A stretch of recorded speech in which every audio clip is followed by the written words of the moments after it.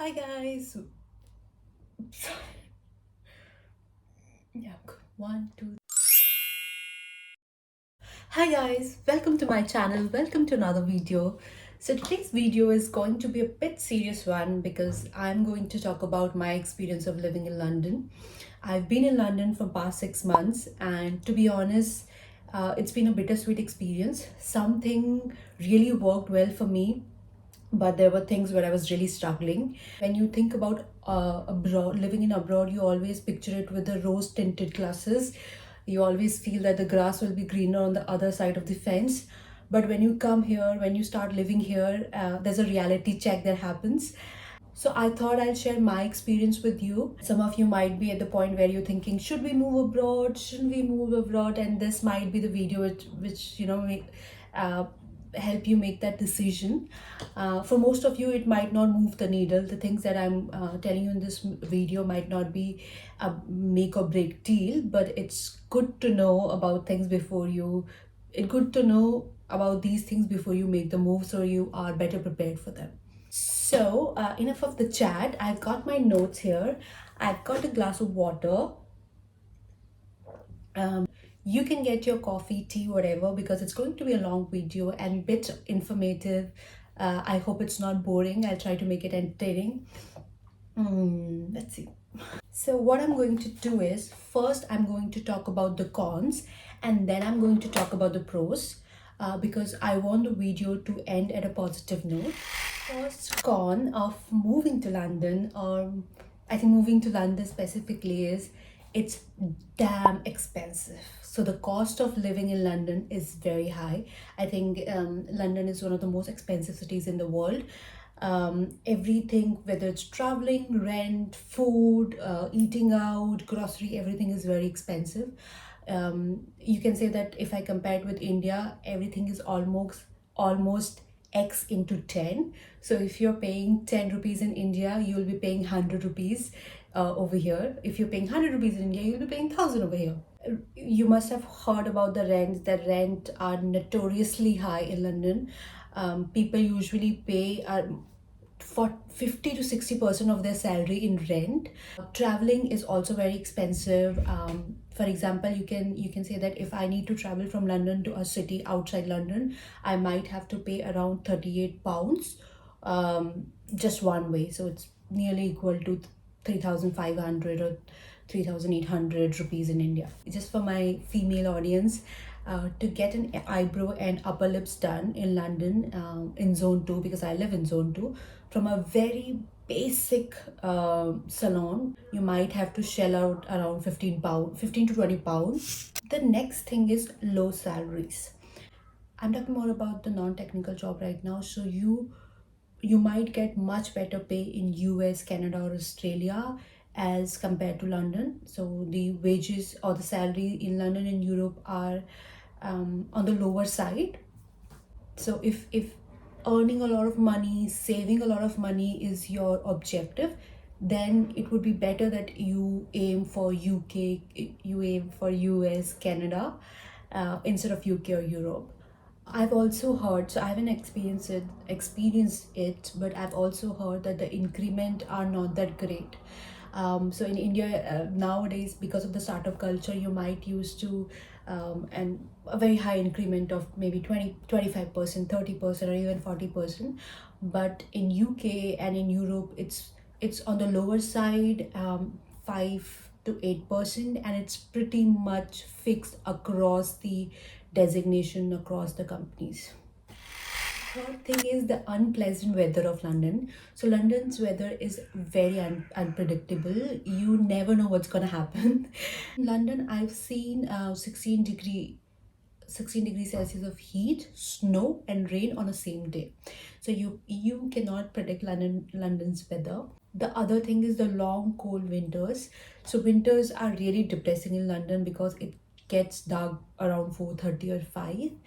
And it's very cold, it's very gloomy, you hardly see the sun.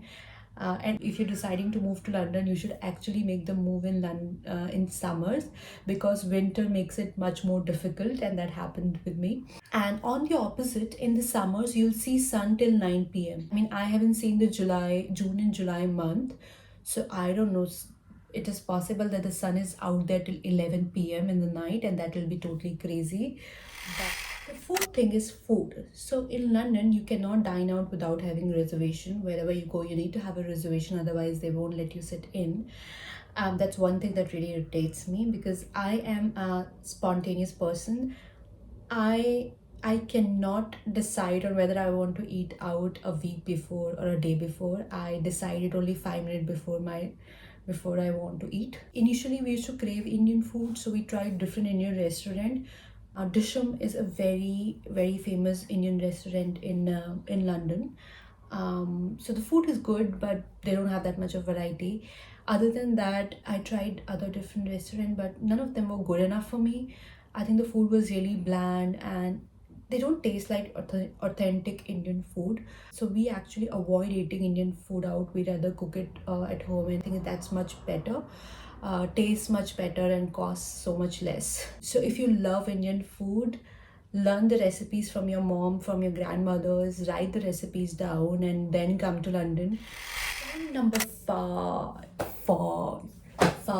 is about healthcare. So when I was searching about healthcare in London, so most of the time you'll find on Google it's written that the healthcare is free, which I don't know how, because when I was paying my visa fee, I had to pay a considerable amount for the health surcharge. So for me, I don't think it's free. I mean, you're already charging good amount when I move here. That's the one thing. But the second thing is, though the healthcare is free in London, but it is overburdened. The wait times are really long. The appointments are shorter. What really troubles me is whenever you have any kind of health issue, you need to call the NHS number, or you need to call your physician. Every person will be assigned a GP, which is general physician, and you need to call them, you need to explain your situation, and on the basis of how critical it is, they're going to assign you.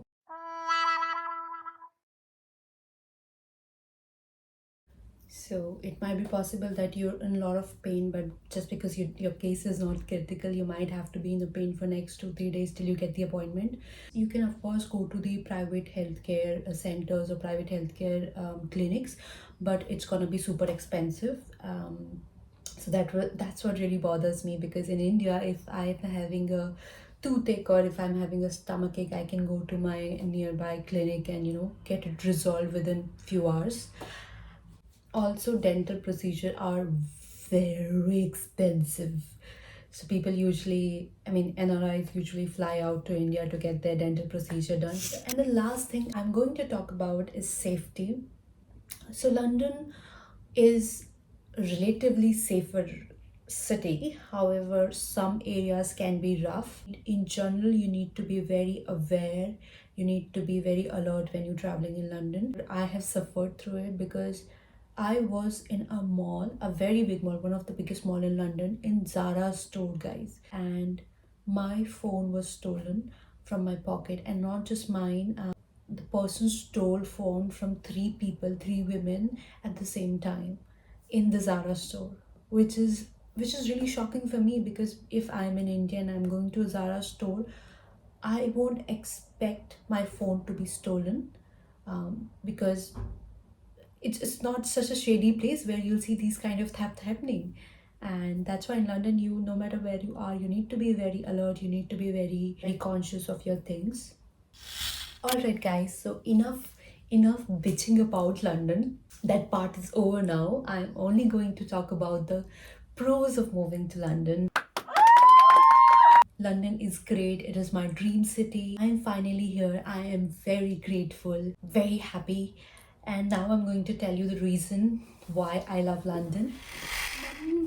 Number one thing is good public transport. So though the transport is expensive, but London is so well connected with the public transport, whether it is tube, trains, or buses, that you actually don't need to buy your own vehicle. I travel all around the London just with the public transport. You know, you can travel south to north of London in buses, and it costs you only 1.65. So the fare is fixed. So when you tap your card in bus, no matter whether the bus is just for one stop or 15 stop or for 30 stop, it's only going to charge you 1.65, which is very convenient. The buses are in good condition, the tubes are in good condition, the tube stations are very clean and well maintained. The next best thing about London is there's plenty to see and do around. Unlike in India, on weekends the only thing we used to do is go out to eat or go out to a mall to shop. But in London, you have so many options. There are so many museum, theaters, exhibitions, and most of them are free. And if you're bored of London, there are many trips nearby as well. Just 3 hours or 4 hours for London. You'll have a beach in Brighton. Check out my Brighton blog here. Then you can go hiking in Box Hill, you can go to Oxford, you can go to Bath. So, you know, different places you can go on the weekend trips. Point number third, which I was most excited about, and I think most people are excited about when they move to London, is proximity to Europe. So London is only a 1 hour flight away from Amsterdam, Paris, and you can also take a train actually. And because it is so near to Europe, most of the people who are living in UK fly to Europe during the holidays or long weekends. So it makes visiting Europe a very convenient thing. The flight is also not that expensive. You might get the flight done in 200 pound, so which is so much less cheaper than getting it done from your own country in Southeast Asia. Fourth thing which I love about London is it has got so many parks, and there are parks in each corner of the city. It's not like you just have one big park and everybody will have to travel to enjoy the park. No, you'll see park in every locality, and they're so very well maintained. Where I live, I have access to Clapham Park. Beautiful, guys. If you're in London, you must visit it. There are 2 3 lakes, and you can just on Sunday and Saturday you can just sit by the lake, enjoy your meal, enjoy your breakfast. It's such a mood lifter. Language barrier, so it's a very common thing, people don't usually speak about it, but I think this is the most important thing, that there is no language barrier, unlike in Europe. So if you move to Netherlands or if you move to France, you might still struggle because the majority of population is native speaker. But in London, if you're moving from India to London, it's become quite easy because everybody uses English, and I think Indians are good with English, so it's not that difficult for them to find a job, to catch up with the ways of working in UK. The last thing is there's so much you will learn and you will grow professionally, personally, especially when you move to a developed country. And you know, you must have seen that whenever you speak to an NRI or people who work in USA or UK, you feel that they are very confident, and you like maybe they were able to move from India to abroad because they're very confident when they speak, when they present their ideas. But that's might be the case, but also the thing is, what I've learned is when you move to these new countries, there are a lot of development that happens in you, and building the confidence is one of them. I feel that after living here for 6 months, I am more confident when I speak about my ideas, when I speak about my views. All right, guys, that was it. Do let me know if I've missed out anything. If there's something that you love about London and I haven't spoken in my video, let me know in the comments. In the end, I would just like to say that whenever you think of moving out of your country, it's always going to be a difficult decision. And when you have made that move, the initial 6 to 8 months are going to be a difficult months, because you have lived in a certain kind of environment from past 20 to 30 years. You are used to that kind of environment, the ways of working of that environment, and suddenly when you move to a new country, everything changes for you. You have to unlearn everything and learn new ways of working. So it's a difficult journey, but at the same time, if that's what you really want, then it's totally worth it. Everything will work out. Just be happy, just be positive, and whatever happens happens for a good reason, and you are where you're supposed to be. I don't know why I'm making this video into a gyan video, but the thing is that it's all gonna work out. Do let me know if you have any queries, and I hope to see you in the next video. Love, love.